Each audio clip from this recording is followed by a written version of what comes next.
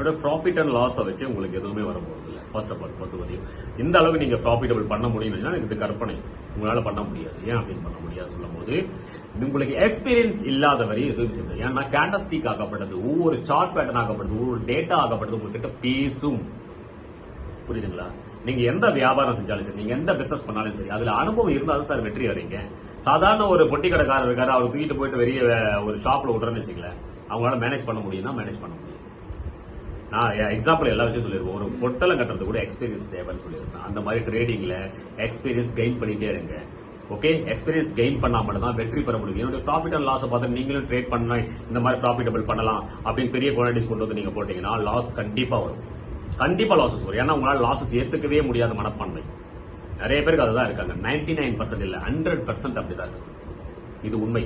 எப்போ வரையும் மார்க்கெட்ல இவ்வளவுதான் சம்பாதிக்க முடியும், இவ்வளவுதான் லாஸ் எடுக்க முடியும் நீங்க டிசைட் பண்ணாத வரையும் போகும் பாதை நீங்க அடையவே முடியாது. என்னுடைய ப்ராஃபிட் அண்ட் லாஸ் பார்த்துட்டு பெரிய குவாலிட்டிஸ்ல வந்து நீங்க என்ட்ரி பண்ணலாம், எக்ஸிட் பண்ணலாம் அப்படின்னு அது முடியும். Not possible bro.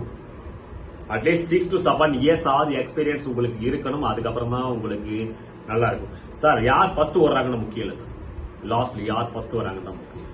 இது முதல்ல நினைச்சீங்க.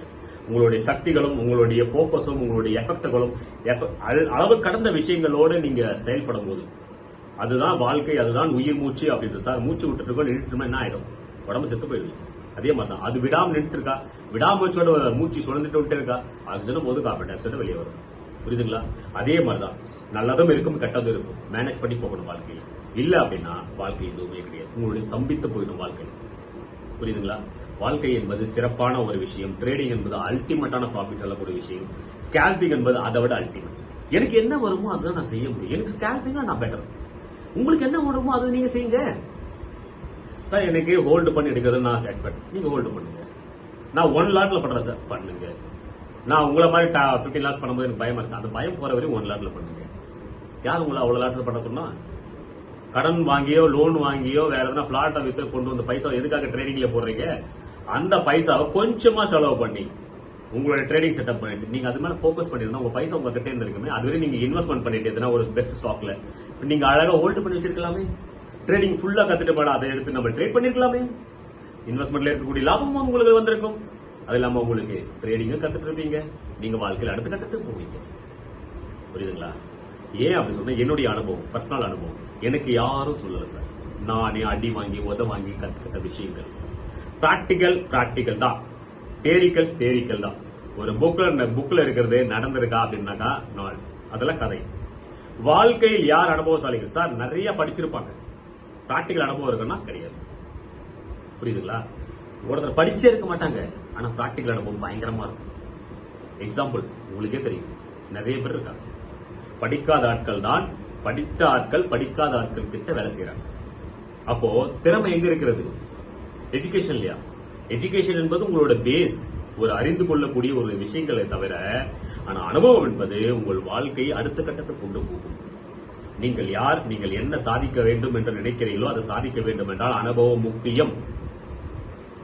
சார் பெரிய பணக்கார பசங்கள் எல்லாம் நார்த் சைட்ல நீங்க பார்த்துருப்பீங்க, கேள்விப்பட்டிருக்கீங்கன்னு தெரியாது. ஒரு மாசத்துக்கு ஒரு 4000 ரூபாய் 5000 ரூபாய் பேக்கெட்ல கொடுத்துட்டு அவங்களுக்கு ஏதோ தெரியாத ஊர்ல எடுத்து போய் விட்டுருவாங்க. பணக்கார பசங்களை கோட்டீஸ்வரர் மல்டி மில்லியனர்ஸ் பில்லியனர்ஸ் உடைய பசங்க. புரியுதுங்களா?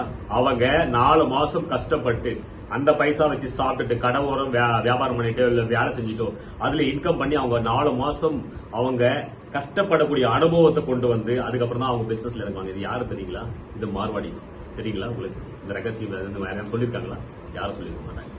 ஏன்னா 4 மாதங்கள் தெரியாத ஊர்ல எடுத்து விட்டுட்டு பைசாவே இல்ல, போன் நம்பர் இல்ல, போனும் கிடையாது, எதுவுமே இல்லாம ஒய்பட்டா விட்டுருவாங்க. அவங்க அதுல அனுபவம் கெயின் பண்ணி அவங்களோட பிராக்டிஸ் பண்ணி அதுக்கப்புறம் தான் சார் அந்த லெவலுக்கு போறாங்க. புரியுதுங்களா? நீங்க எதுவுமே இல்லாத இருக்கிறது நீங்க கிடைக்க வேண்டாம். உங்களுடைய திறமை அளவு கடந்தது, அது எல்லாமே paisa is not value, your skill is value. Skill தான்.